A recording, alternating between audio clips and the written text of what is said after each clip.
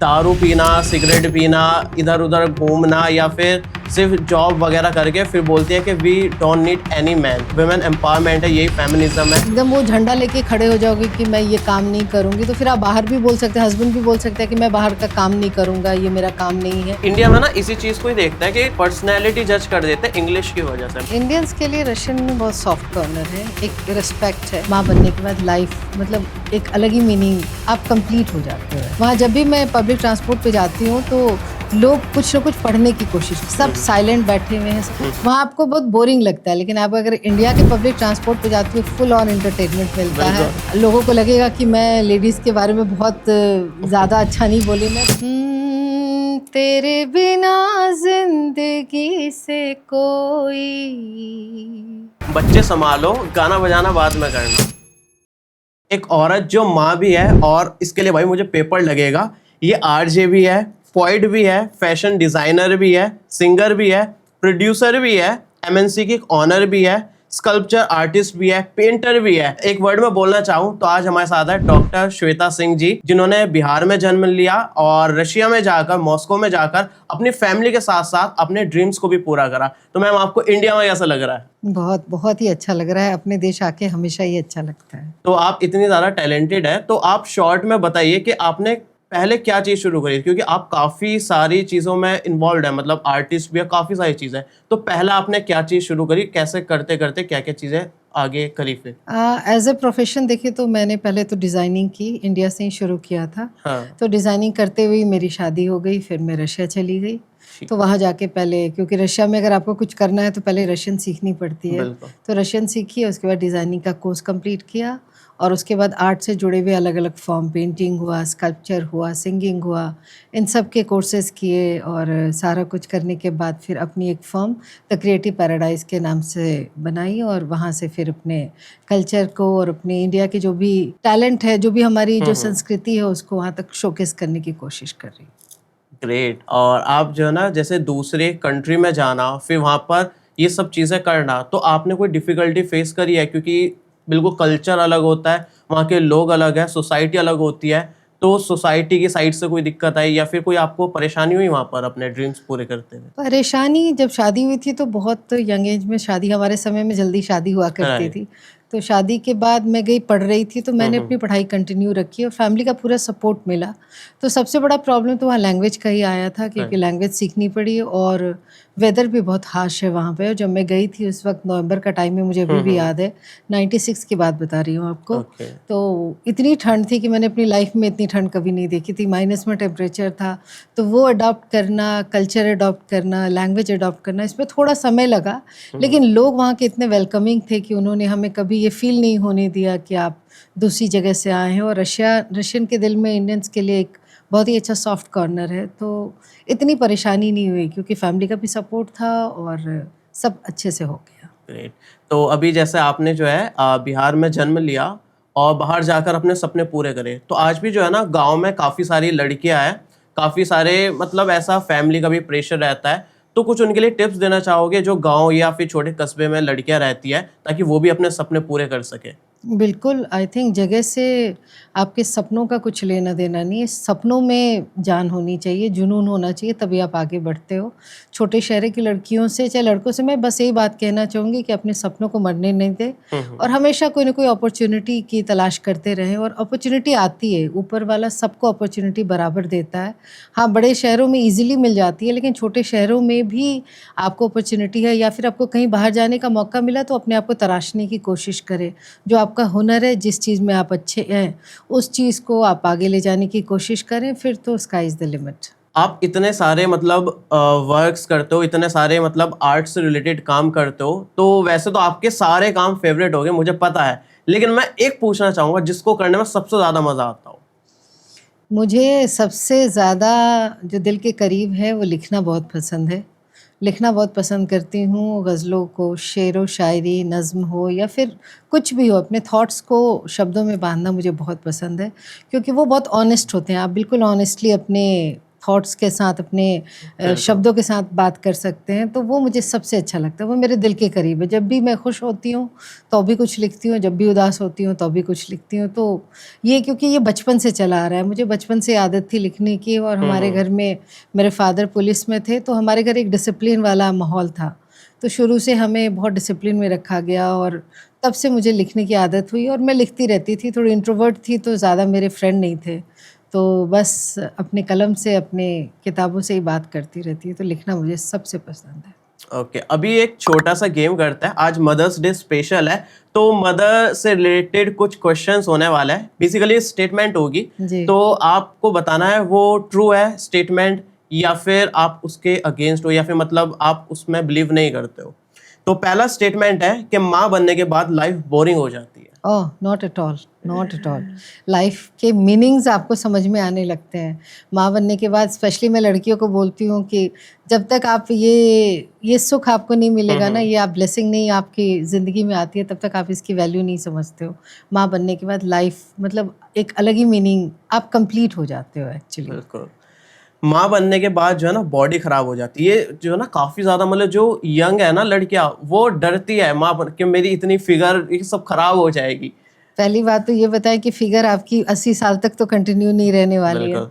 लेकिन आप अगर आपको कुछ नए रिश्ते कमाने हैं, कुछ नए मतलब किसी क्रिएशन को ज़िंदगी में लाना है, तो थोड़ी बहुत सेक्रीफाइस तो करनी पड़ती है। और लेकिन मुझे नहीं लगता ये कभी कोई टेंशन वाली बात है। आप वापस अपने फिगर में आ सकते हैं। तो ये बिल्कुल ही मतलब बेसलेस बात हुई कि फिगर खराब हो जाती है। उसके बदले जो आप अचीव करते हैं, जो आपको गिफ्ट मिलता है, उसके सामने ये शरीर में जो बदलाव आते हैं, ये कोई मैटर नहीं करता है। अगर उसको मेंटेन करना हो तो वैसे भी करा जा सकता डेफिनेटली है। आज तो एग्जाम्पल हर है, जगह। बॉलीवुड जी सेलिब्रिटीज है, जी जी जी, बस बिल्कुल आपको मेहनत करनी पड़ेगी, एक्सरसाइज एकदम वगैरह वो एकदम सब फॉलो करना एकदम होता है। बिल्कुल एक स्टेटमेंट है कि माँ के होने से जिंदगी का असली पर्पस मिल जाता है। एकदम बिल्कुल सही बात है।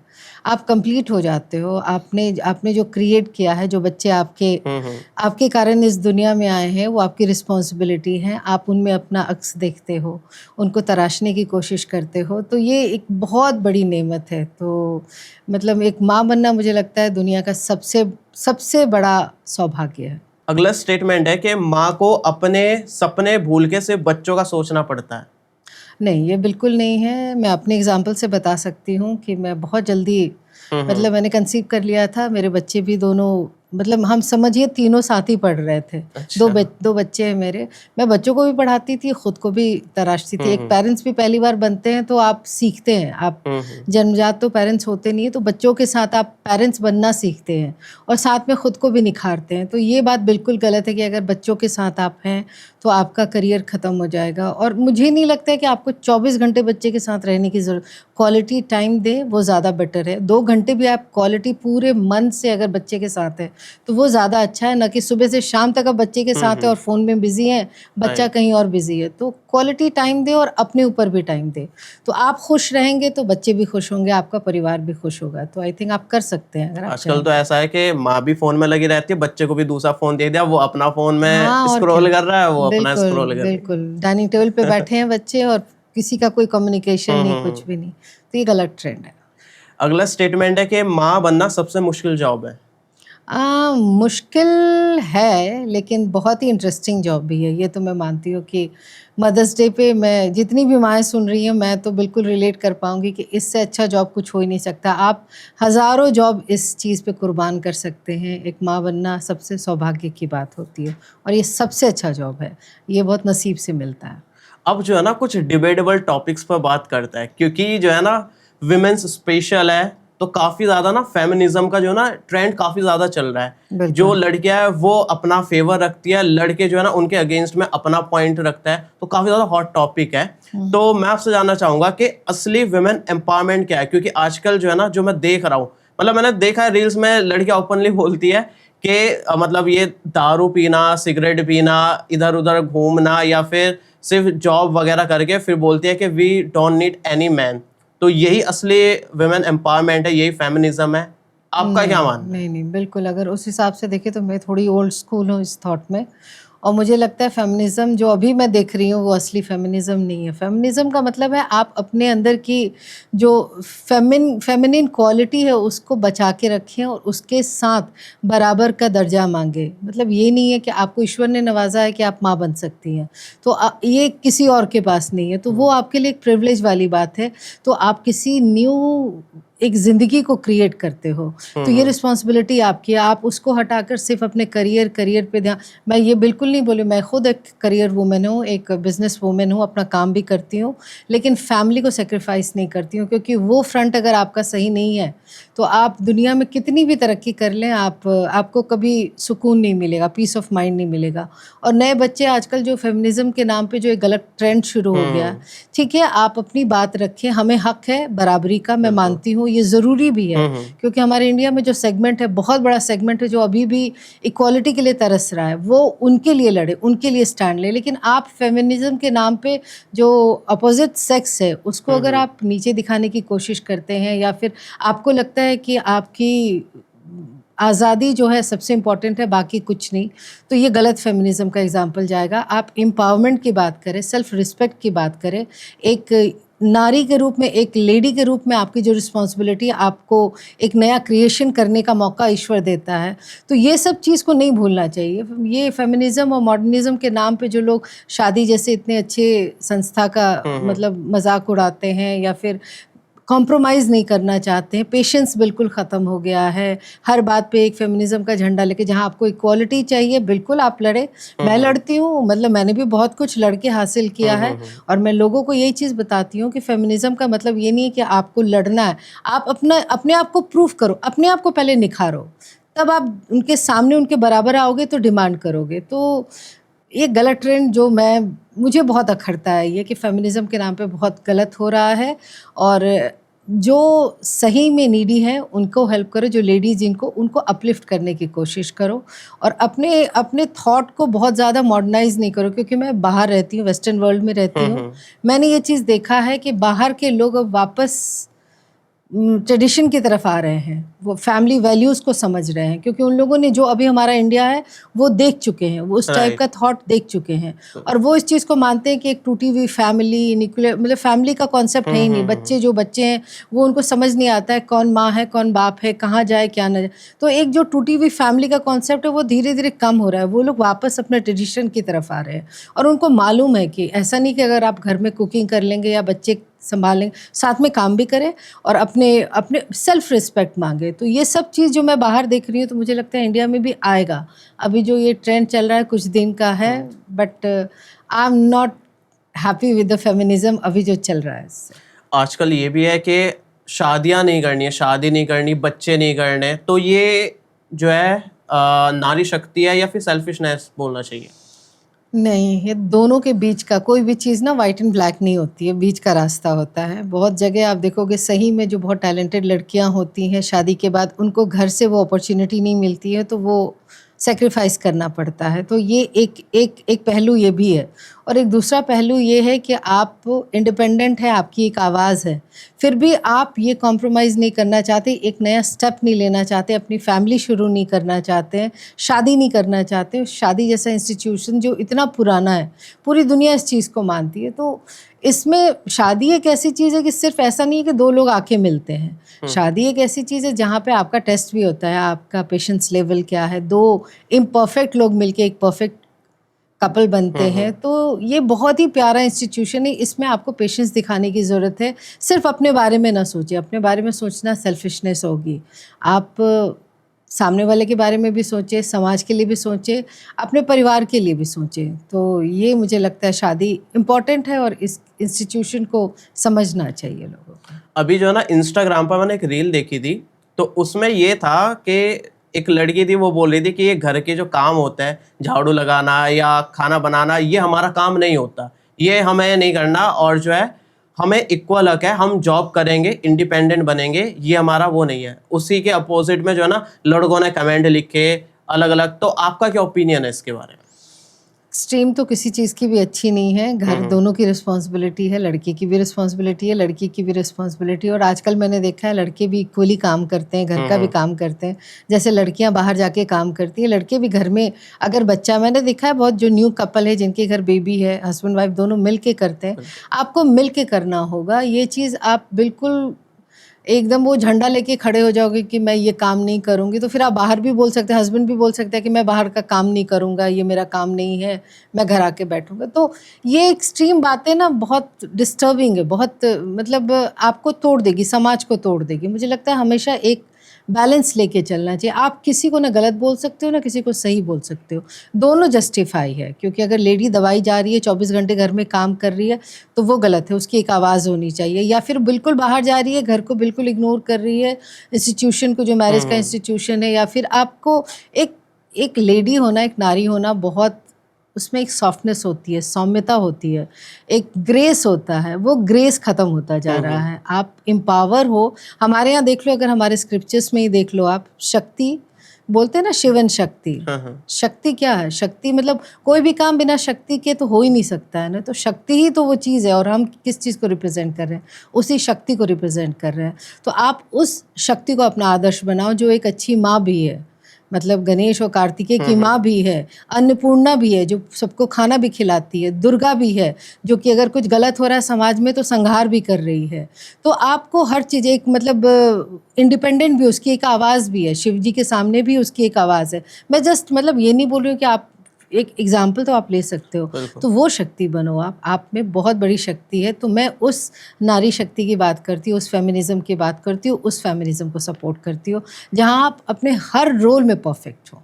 इंडिया में ना एक चीज देखी है, जब लड़की होती है ना तो उसको पहले तो अपने पेरेंट्स से परमिशन लेनी होती है हर चीज के लिए। फिर जब वो थोड़ी बड़ी हो जाती है, अगर बड़ा भाई है तो अपने बड़े भाई से परमिशन लेनी होती है। फिर रिलेशनशिप में है तो बॉयफ्रेंड से परमिशन लेनी होती है। शादी हो गई तो फिर हस्बैंड से परमिशन लेनी होती है। तो ऐसा लगता है कि मैन का जो है ना कंट्रोलिंग नेचर है।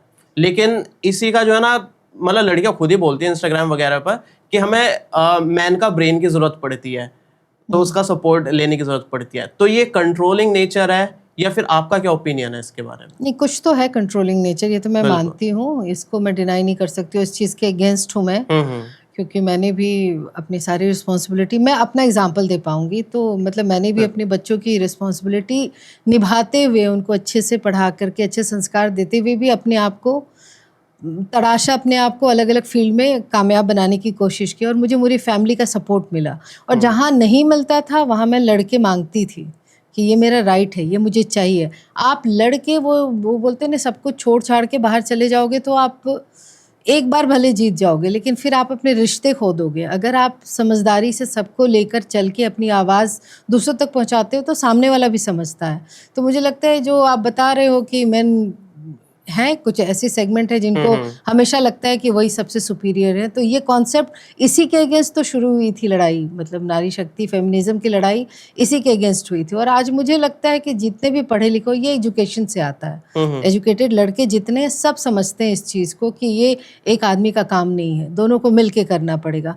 तो ये जो आपको किसी से परमिशन की ज़रूरत नहीं है, आप उनसे परमिशन ना ले, आप उनको बताएं कि मैं ये कर रही हूँ रेस्पेक्टफुली, विदाउट मतलब आपके आसपास के जो भी रिलेशन है, चाहे जो भी हो, उसको नीचा दिखाए बिना आप अपनी डिग्निटी को बना करके भी काम कर सकते हो। अपना बात बताने का एक तरीका होता है, सिर्फ लड़ाई करना ही नहीं होता। और मैं, लोगों को लगेगा कि मैं लेडीज़ के बारे में बहुत ज़्यादा अच्छा नहीं बोली, मैं बहुत अच्छा बोल रही हूँ और सच्चाई बता रही हूँ।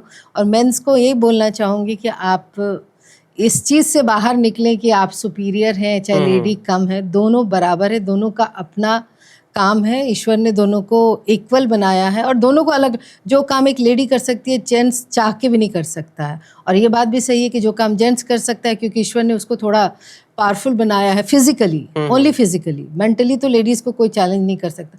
तो उस चीज़ को एक्सेप्ट करके मिल के, जो जिसमें जो क्वालिटी है उसकी क्वालिटी को इन्हांस करते हुए, जो आपको, जहाँ मुझे आपकी ज़रूरत है वहाँ मैं आके आपसे हेल्प मांगू, जहाँ आपको मेरी ज़रूरत है वहाँ आप मुझसे हेल्प मांगे। इसमें ना कोई ऊंचा हो जाएगा ना नीचा हो जाएगा, इसमें कोई वो ईगो वाली बात नहीं है, ये एक बैलेंस की बात है। तो ये सब डिपेंड करता है कि आप कैसे सोचते हैं और कैसे अपने रिश्तों को निभाते हैं।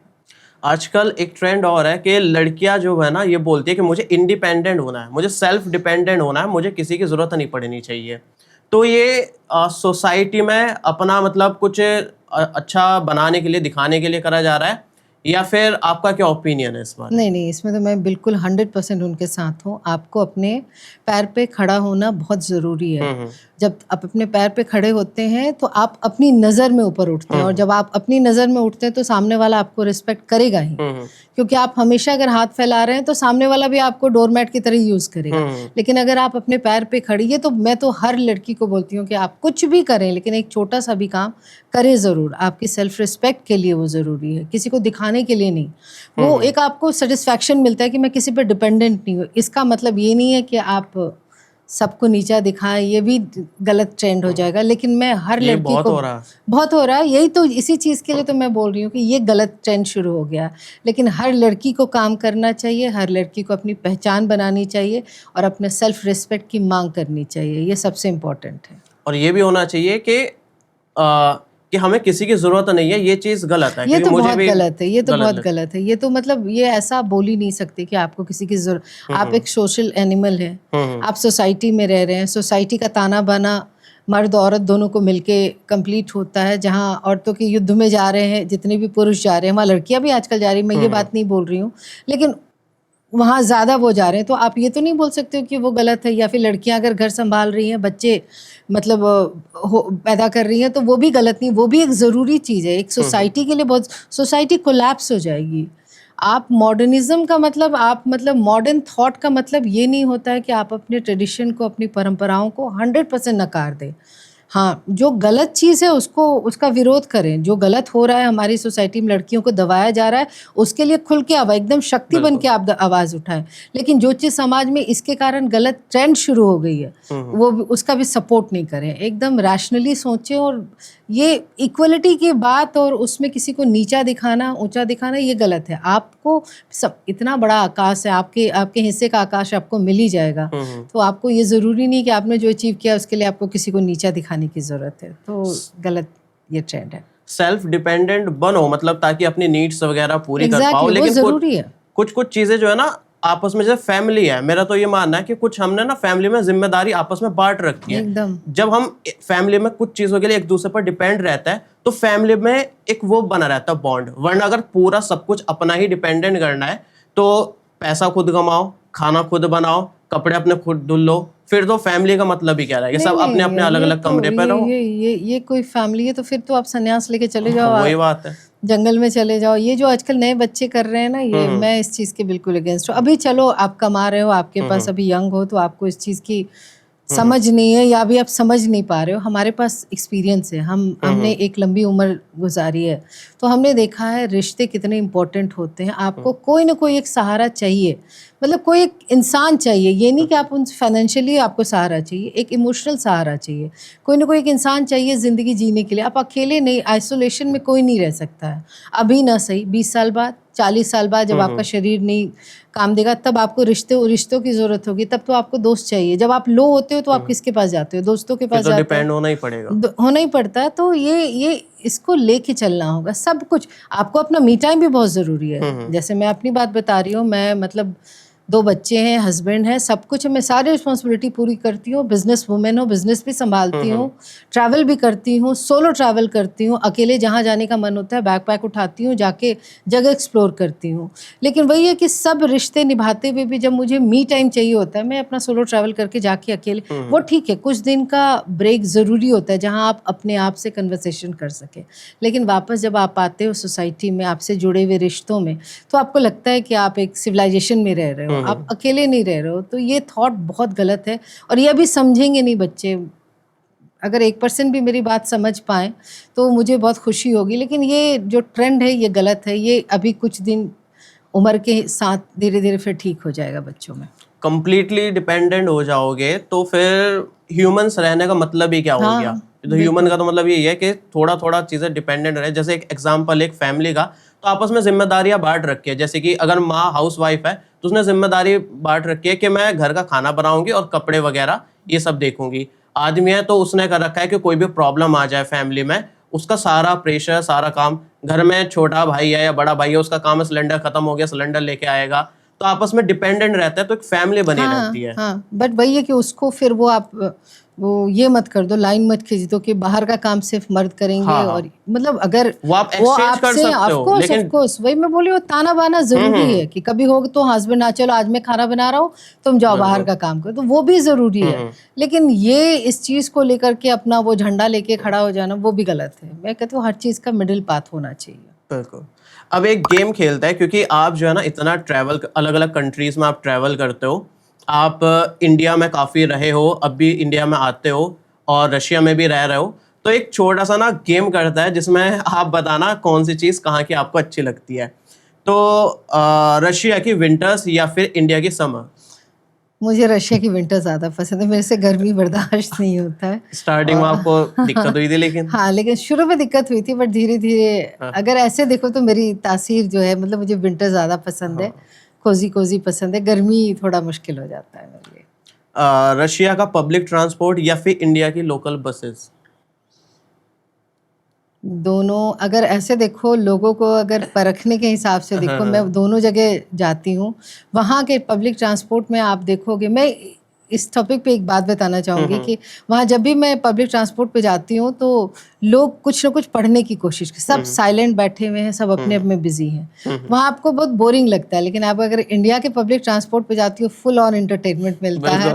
आपको कुछ सोचने की जरूरत नहीं, सिर्फ नज़र घुमाओ, वहाँ कोई एंटरटेनमेंट चल रहा है, यहाँ एंटरटेनमेंट चल रहा है। तो अगर उस हिसाब से देखो तो मुझे इंडिया का ज़्यादा अच्छा लगता है। रशिया बहुत बोरिंग लगता है, क्योंकि वहाँ बैठो तो कोई आपकी तरफ देखता भी नहीं है, सब कुछ ना कुछ पढ़ रहे हैं। वो बहुत लिटरेट सोसाइटी है, पढ़ते रहेंगे, बोलेंगे नहीं, किसी से बात नहीं करते हैं, तो एकदम शांत। और यहाँ पे उतने ही कियोस्क, तो ये जो कियोस्क है ना, ये मुझे ज़्यादा अच्छा लगता मैं भी है। बसेस से बहुत ट्रैवल करता हूँ, तो रोज कुछ ना कुछ किस्से मिलते हाँ, रहता है, एकदम कुछ ना एकदम। कुछ नई कहानियां, कोई नई नई चीजें देखने को मिलती है।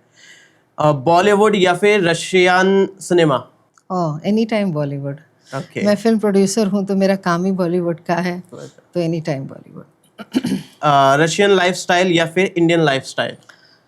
रहती हूँ इंडिया में, रशिया में रहती हूँ, काम रशियंस के साथ है, तो जब वो जैसा देश वैसा भेष, वहाँ रहती हूँ तो उनके साथ। लेकिन एक बार जब अपने घर आ गई, फिर कम्प्लीटली इंडियन। इंडियन खाना, Indian culture, Indian music, Indian कपड़े, सब कुछ। घर के अंदर इंडिया है और घर के बाहर रशिया। हिंदी या फिर रशियन लैंग्वेज?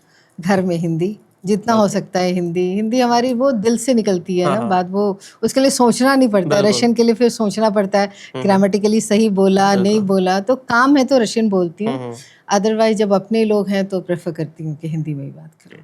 इंडियन फूड या फिर Russian food? Any time Indian food. उसका इंडियन तो फूड, टेस्ट बिल्कुल अलग बिल्कुल। ही और है। उस पर भी बिहार से हूँ तो लिट्टी चोखा तो चाहिए ही चाहिए। अभी ये गेम तो हो गया, अब इसी तरह का ना क्वेश्चंस पूछते हैं, तो काफी ज्यादा क्यूरियस होता है इंडियंस लोग, या फिर किसी भी कंट्री के, बाकी कंट्री का तो पता नहीं, मैं इंडिया में रहता हूँ, तो हम इंडियंस को ये रहता है कि इस कंट्री में हमारे बारे में लोग क्या सोचते होंगे। तो आप दोनों जगह रही हो, आप इंडिया में पूरा अच्छे से रही हो, अब भी आप रहते हो, और रशिया में भी रह रहे हो, तो वहाँ के लोग इंडियंस को किस नज़र से देखते हैं, क्या सोचते हैं हमारे बारे में? इंडियंस के लिए रशियन में बहुत सॉफ्ट कॉर्नर है, एक रिस्पेक्ट है इंडियन कल्चर को लेकर के। और मतलब इंडियन ज़्यादा वो ट्रबल मेकर तो होते नहीं है, जहाँ जाते हैं अपने काम से मतलब रखते हैं और सोसाइटी में अच्छा कंट्रीब्यूट करते हैं, तो ऐसा वहाँ कोई कॉन्फ्लिक्ट नहीं होता है। और इनफैक्ट इंडिया के लिए अच्छा सोचते हैं वो। और इनफैक्ट अब तो पिछले 10-12 साल में इंडियंस की वैल्यू इतनी बढ़ गई है वहाँ पे। रशिया यूक्रेन वॉर के कारण, रशिया का साथ जो दिया इंडिया ने, इसके कारण रशियन के लिए बहुत बहुत उनकी नज़र में हमारी रिस्पेक्ट बहुत बढ़ गई है। तो बहुत अच्छा है, मतलब प्राउड होता है कि एज ए इंडियन मैं वहाँ पे हूँ। अच्छा लगा सुन के। तो आपने जो है ना ये इंडिया की जो ट्रेडिशनल वैल्यूज़ है और रशिया की जो मॉडर्निटी है, तो इसके बीच में आपने कैसे बैलेंस करा कि वहाँ की तरह के जो मॉडर्न कल्चर है उसको भी, और इंडिया की जो कल्चरल वैल्यूज़ है उसको भी आपने मेंटेन करा हुआ है, तो बैलेंस करने में आपको कोई दिक्कत आई है?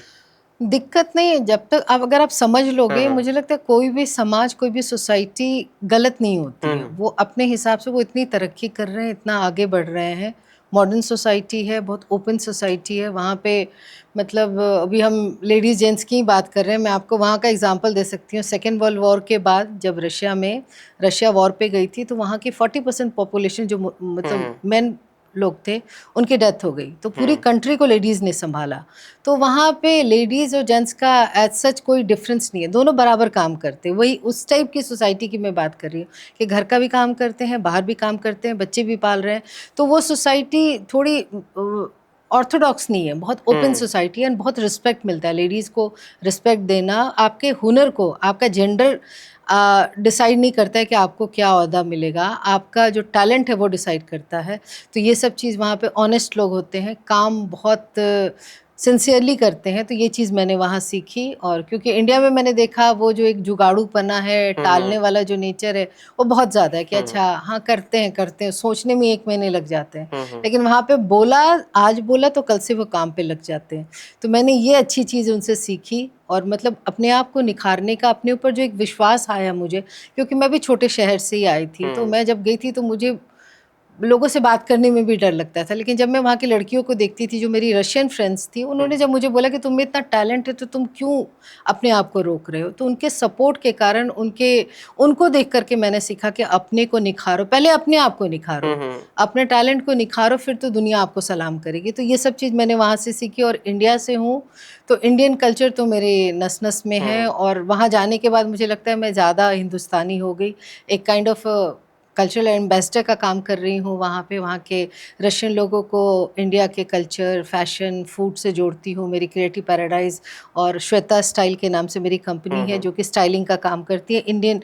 तो मैं इंडिया को रिप्रेजेंट करती हूँ। इंडिया तो मेरे नस नस में है, मैं वहाँ हर फेस्टिवल मनाती हूँ घर के अंदर, और अपने रशियन फ्रेंड्स को भी बुलाती हूँ। तो मैंने दोनों जगह की जो बेस्ट क्वालिटी थी उसको लेने की कोशिश की। वर्क कल्चर मैंने रशियन से सीखा और ट्रेडिशन मैंने इंडिया से लिया। तो ये जो आप इंडियन ट्रेडिशन को वहाँ पर प्रमोट करते हो, तो वहाँ के लोग भी क्यूरियस होते हैं कि इंडिया के कल्चर को लेके जो भी आप डिज़ाइंस वगैरह, या फिर आपको बिल्कुल, कोई बहुत। डिफ़िकल्टीज़ नहीं, नहीं, नहीं, तभी तो मैंने शुरू किया। मुझे वहाँ पे बहुत पॉज़िटिव रिस्पॉन्स मिला, तभी मैंने इस चीज़ को शुरू किया।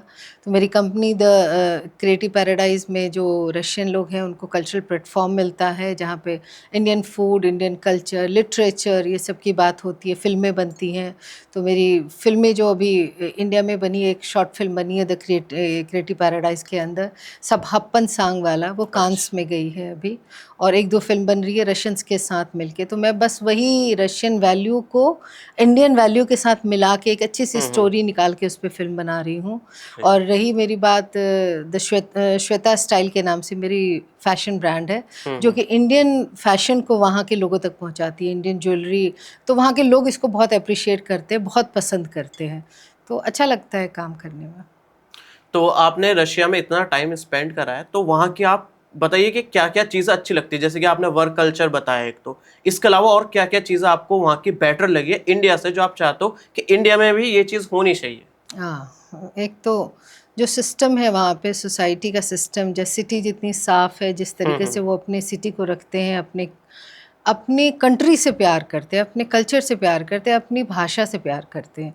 ये चीज़ यहाँ बहुत मिसिंग है। जैसे हम यहाँ पे भाषा के नाम पे लड़ते रहते हैं, बाहर की भाषा जो 2 साल पहले, 200 साल पहले आई थी भाषा, उसको बोलना बहुत प्राउड फ़ील करते हैं, जबकि वो बाहर की भाषा है, इंग्लिश भाषा की बात कर रही हूँ। रशियंस, इस चीज़ के लिए मुझे बहुत लोगों ने रशिया में टोका है कि आपकी सोसाइटी 5000 साल पुरानी सोसाइटी है, इतना अच्छा कल्चर है आपका।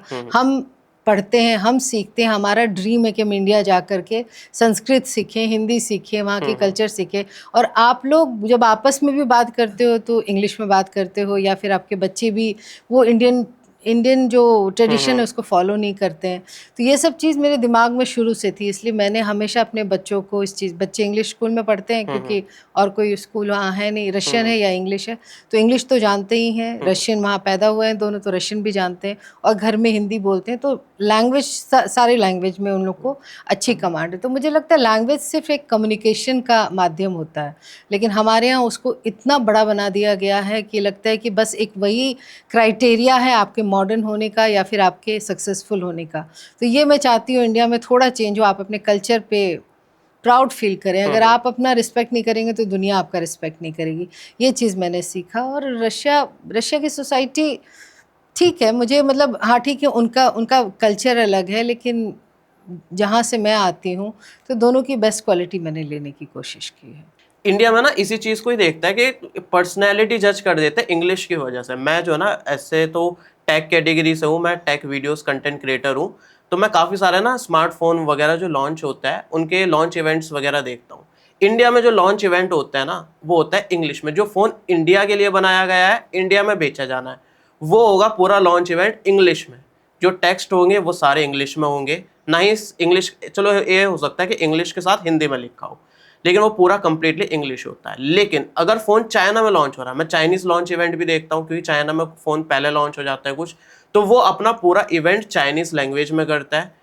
चाइनीज़ बोलेंगे, वो टेक्स्ट जो लिखा है वो चाइनीज़ में होंगे, स्पेसिफिकेशन जो होंगे वो चाइनीज़ में होंगे, जो बॉक्स के ऊपर लिखा होगा वो चाइनीज़, मतलब जो रिटन लैंग्वेज है, जो स्पोकन लैंग्वेज है, वो भी कंप्लीटली चाइनीज़ होती है। या सेम तो वहाँ चीज की रशिया में चाइना भी की है। मैंने वो देखी है, हम्म। और मूवीज़ वगैरह में भी देखा है। अगर डिफरेंट लैंग्वेजेस वगैरह की देखता है तो उनकी ही लैंग्वेजेस में सब जो बाहर बोर्ड लगे होता है, न्यूज़पेपर हुआ या फिर कोई बॉक्स के ऊपर लिखा हो या फिर प्राइस डली हुई, नॉट ओनली चाइना, आप कहीं भी चले जाओ, राइट। जापान चले जाओ, हाँ हाँ, जर्मनी चले जाओ, जापान में जर्मन भी ऐसा जर्मन है। कितने अपनी लैंग्वेज, फ्रेंच फ्रांस चले जाओ, हर जगह।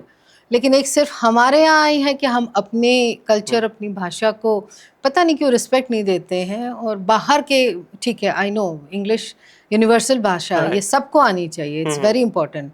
लेकिन इसका मतलब ये नहीं है कि जहाँ से आप बिलोंग करते, जो आपकी मातृभाषा है, कुछ भी हो सकती है, मैं हिंदी की बात नहीं कर रही हूँ, तेलुगु, तमिल, रीजनल मराठी, लैंग्वेज जो कोई भी, भी, जिसमें आप कंफर्टेबल, जो आपकी पहली भाषा है, मदर वो, टंग। हाँ, मदर टंग, उसको आप मरने मत दो, उसको, वो बहुत ज़रूरी होता है।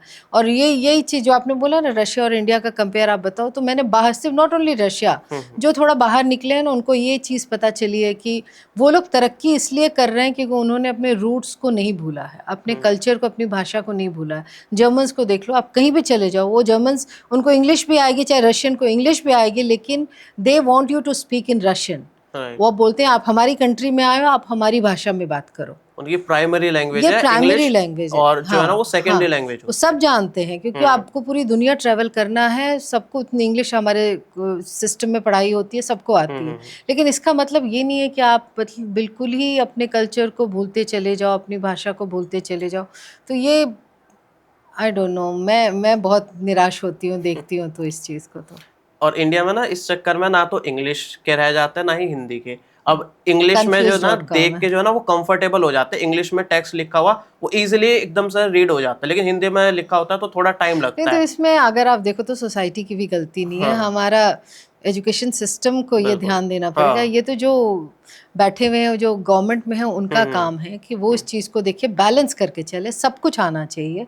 आप इंग्लिश भी जाने, अपनी रीजनल भाषा भी जाने, हिंदी भी जाने, और थोड़ा बहुत अपने कल्चर, अपने स्पिरिचुअलिटी को, और अपने जो हमारे स्क्रिप्चर्स हैं उसको भी जाने, वो सब भी ज़रूरी है। नहीं तो बहुत बारी होता है, आप बाहर जाते हो, आपको खुद ही नहीं पता, कोई अगर आपसे आपके इंडिया के बारे में कुछ पूछ ले, आपको पता ही नहीं है उसके बारे में, तो ये कितने इंसल्ट की बात है। आप अच्छी अच्छी जगह चले जाओ, आप, मतलब मैं तो बाहर का यूरोपियन कंट्रीज़ का एग्जांपल दे सकती हूँ, रशिया का, उनको अपनी हिस्ट्री के बारे में बेसिक नॉलेज जो होता है सबको पता है, वो बहुत प्राउड होकर उस चीज़ के बारे में बताते हैं। हमारे यहाँ बिल्कुल इग्नोरेंट है, वो सिर्फ बाहर की बातें सुनना, और उनको पता नहीं, वो स्क्रोलिंग में ऐसे बिजी हैं कि अपने आप को अपग्रेड करने का सोचते ही नहीं है बच्चे। तो बिना एक गेम करता है, तो मैं आपसे चाहता हूँ कि मतलब आप इतने अच्छे आर्टिस्ट हो, तो अब इस पेंटिंग वगैरह तो हम नहीं करवा सकते, तो मैं चाहूँगा कि आप कोई गाना सुना दो जो कि मदर्स डे स्पेशल है, अपनी माँ के लिए, या फिर कोई भी माँ से रिलेटेड कोई भी सॉन्ग हो। मेरी मम्मी बहुत अच्छी सिंगर थी, तो जो थोड़ा बहुत सीखा है, मतलब कोई ट्रेंड सिंगर नहीं हूँ, बट उनको सुन सुन के ही सीखा है। तो मम्मी को बचपन से देखा है, गाना बहुत गुनगुनाती थी, तो वो मेरी मम्मी का फेवरेट गाना है, तो आज मदर्स डे पे वो गाना अपनी मम्मी को डेडिकेट करती हूँ। तेरे बिना जिंदगी से कोई शिकवा तो नहीं, शिकवा नहीं, शिकवा नहीं, शिकवा नहीं, तेरे बिना जिंदगी भी, लेकिन जिंदगी तो नहीं, जिंदगी नहीं, जिंदगी नहीं, जिंदगी नहीं, तेरे बिना जिंदगी से कोई शिकवा। मैं सच में अप्रिशिएट करना चाहूंगा आपको, क्योंकि काफी अच्छी आवाज है आपकी, सच में literally. Thank you so much. अभी जो है ना, मैं एक क्वेश्चन पूछता हूँ कि आपने कभी रिग्रेट फील करा है कि शादी के बाद या फिर माँ बनने के बाद आपके सपने पूरे करने में कोई दिक्कत आई हो? तो आपने कभी फील करा है कि नहीं यार, शादी की वजह से या फिर माँ बनने के बाद ये रिग्रेट सा फील हुआ हो नो, कभी आई कुछ? Think that way I am very fortunate कि मैं बहुत फॉर्चुनेट रही हूँ कि मुझे घर में भी शादी के पहले भी बहुत ही एक प्रोग्रेसिव सोच के साथ पैदा मतलब परवरिश मिली है। मेरे पापा ने बहुत अच्छा मतलब हम 3 बहनें हैं, हमें कभी ये फ़ील नहीं होने दिया कि आप कमतर हो या फिर आप सिर्फ शादी करके कहीं और जाना है। तो हमें बेस्ट से best education the and I was fortunate कि मेरे हस्बैंड भी उसी थॉट के हैं, तो उन्होंने भी मुझे कभी नहीं रोका। इनफैक्ट मैं ही थोड़ा कभी अगर लेज़ी हो जाती थी तो मुझे डांट पड़ती थी कि आप अपने टैलेंट को घर में क्यों बर्बाद कर रहे हो, घर से बाहर निकलो। तो मेरे लिए तो शादी कभी कोई बाधा नहीं बनी, मेरे लिए तो बहुत अच्छा रहा। मैं कभी इस चीज़ के लिए कोई कंप्लेन नहीं कर सकती। तो कभी आपको किसी ने ये बोला है कि बच्चे संभालो, गाना बजाना बाद में करना? हाँ, बोलने वाले तो बहुत कुछ बोलते हैं, इंडिया रिश्तेदारों में ने बहुत तो ज्यादा बहुत बोला है, रिश्तेदार बहुत बहुत करते बोला हैं। है, लेकिन वो जितना बोलते थे मैं उतना और गाना गाती थी। तो वो मेरा काम और उतना ही अपने आप को मैं उनकी बात यहाँ से सुनती थी, यहाँ से निकालती थी, क्योंकि मुझे मालूम है कि मेरी इमीडिएट फैमिली मेरे साथ है, बस मुझे और किसी की नहीं सुनी।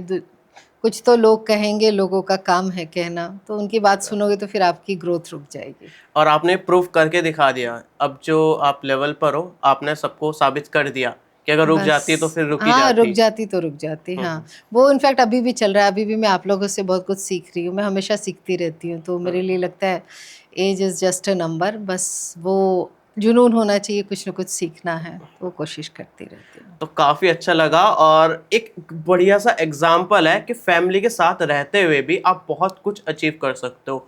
लोग एक चीज अचीव नहीं कर सकते अपनी फैमिली के साथ, वो बहाने बनाते कि फैमिली को देखना है, ये करना है, वो करना है। तो यहाँ पर देख सकते हो, मतलब सिंगर भी है, राइटर भी है, फिल्म भी प्रोड्यूस कर रहा है, बहुत कुछ है। तो इस मदर्स डे पर बहुत अच्छा एग्जाम्पल है कि आप मदर होते हुए भी अपने सपने पूरे कर सकते हो। बाकी आप ऑडियंस के साथ कुछ बोलना चाहेंगे तो प्लीज जी, शेयर ज़रूर, करिए। ज़रूर। जैसा आप बोल रहे हैं ना कि मैंने कोई टेक्निकल पढ़ाई कभी नहीं की, मतलब ऐसा नहीं है कि मैंने कोई इंजीनियरिंग, डॉक्टर की पढ़ाई की।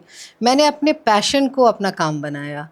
क्योंकि मतलब जब मैं आपके ऑडियंस को ये चीज़ बताना चाहूँगी कि आपको जो काम अच्छा लगता है वही करें। किसी को कुकिंग आती है, आज के ज़माने में तो फ़ोन है, यूट्यूब है, आप अपना चैनल खोल के कुकिंग के भी कुछ वीडियोस डालेंगे, उसमें ही आपको इतना सेटिस्फैक्शन मिलेगा और उससे ही आपका काम निकल आएगा। किसी को सिंगिंग आती है, किसी को पेंटिंग आती है, जो जिस चीज़ में आपको इंटरेस्ट है उसमें अपने आप को आगे बढ़ाने की कोई ज़रूरी नहीं है कि इंडिपेंडेंट होने का मतलब ये है कि आपने अगर डॉक्टरी नहीं पढ़ी है, इंजीनियरिंग नहीं पढ़ी है, कोई टेक का काम नहीं सीखा है तो आपकी ज़िंदगी फिजूल है, वो नहीं।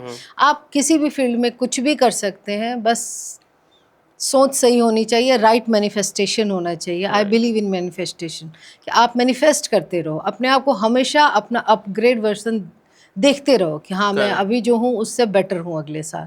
तो आप कुछ ना कुछ, जब भी मैनिफेस्टेशन सही डायरेक्शन में होगी, आपका इंटेंशन सही होगा, आपके काम में हॉनेस्टी होगी, तो आप ज़रूर कर पाएंगे। तो इसलिए ये बिल्कुल कोई ना सोचे कि मैंने कुछ पढ़ा नहीं। आपको बुनाई आती है, आप उसी का काम शुरू करें। आपको जो काम आता है उसी में आप अपने लिए ही बनाए, ठीक है, वो सेल नहीं हो, लेकिन अब वो धीरे धीरे बोलते हैं ना, बूंद बूंद करके घड़ा बढ़ता है। एक दिन में आप कंपनी नहीं इस्टेब्लिश कर लेते हो, वो आप अपने सेटिस्फैक्शन के लिए करते हो और वहाँ से फिर आपका करियर निकलता है और फिर आप बहुत कुछ अचीव कर सकते हैं। तो फिर अपने जुनून को ज़िंदा रखें और आगे बढ़ते रहें। लोग नेगेटिव ही सोचते हैं ना कि ये नहीं होगा, नहीं होगा। अच्छा सोचोगे तो अच्छा होगा। मैं भी एकदम शुरू से अच्छा ही सोचता हूँ, मेरे साथ अच्छा ही, जो सोचता एकदम हूँ वही जैसा होता आप जाता है। सोचते हैं वैसे ही होता है। ये तो सब नेगेटिव पॉजिटिव का खेल है। आप पॉजिटिव सोचेंगे, आपको पॉजिटिव लोग ही मिलते जाएंगे। आप जैसा थॉट रखते हैं वैसे ही लोग आपसे अट्रैक्ट होते हैं, वैसे ही लोग मिलते हैं, बाकी लोग फिल्टर होके निकल जाते हैं। बिल्कुल। तो अपने आप को पॉजिटिव रखें, मोटिवेटेड रखें। और कुकिंग वाला जैसा आपने बोला ना, अभी कुछ दिन पहले ही देखा था, मुझे एग्जैक्ट तो याद नहीं आ रहा, वो दादी माया, उनकी उम्र जो है ना 60 हाँ, से मैंने ज्यादा भी है ना, देखा, देखा है मैंने ना? भी देखा। वो सोचो हर कोई 20 उनको लैक्स फॉलो या कर फिर 50 लैक्स पर मंथ कमा रही कमा है रही यूट्यूब हैं से कुकिंग करके। कुकिंग करके। तो तो उन्होंने ये भी प्रूव कर दिया कि एज जो है मैटर नहीं करती। कोई भी बिल्कुल एज हो, किसी भी बिल्कुल एज में आप कुछ पॉपुलर भी भी कर हो सकते हो, सकते, एकदम पैसे बहुत ज्यादा कमा सकते हो, और एकदम अपनी पसंद का काम करोगे तो हाँ, बहुत कुछ, दोनों बहुत चीज उन्होंने प्रूव करी या है। आपकी पसंद का काम हो तो काम करने में मजा आता है, फिर आपको वो काम काम नहीं लगता है। क्योंकि अगर वैसा कुछ काम करोगे ना तो उसको काम समझोगे कि भाई ये करना ही है, वो चाहे सर दर्द हो रहा, हाँ। बिना मन से ऐसे उल्टा सीधा बस काम करना है। अगर इंटरेस्ट है तो आप उसको काम की तरह नहीं, उसको अच्छे से करेंगे कि ये परफेक्ट होना चाहिए, तो उसका रिजल्ट आउटपुट बहुत अच्छा आता है। एग्जैक्टली एग्जैक्टली एग्जैक्टली, तो बिल्कुल। काफी अच्छा लगा, काफी ज्यादा इंस्पिरेशन आप पर्सनैलिटी हो, काफी ज्यादा इंस्पायर करते हो। काफी सारी जो वर्किंग वुमेन नहीं है तो यहाँ से देख सकते हैं कि घर के साथ भी सब कुछ कर सकते हो, और काफी अच्छा लगा। Thank you so much, thank thank you you all. So much, thank you. एक मिनट दे दो, वो लेडीज के लिए करना है फिर। तो मेरा बैग दोगे जैसा, क्वेश्चन ही भूल गई, अभी जो है ना बोलती ही चली गई।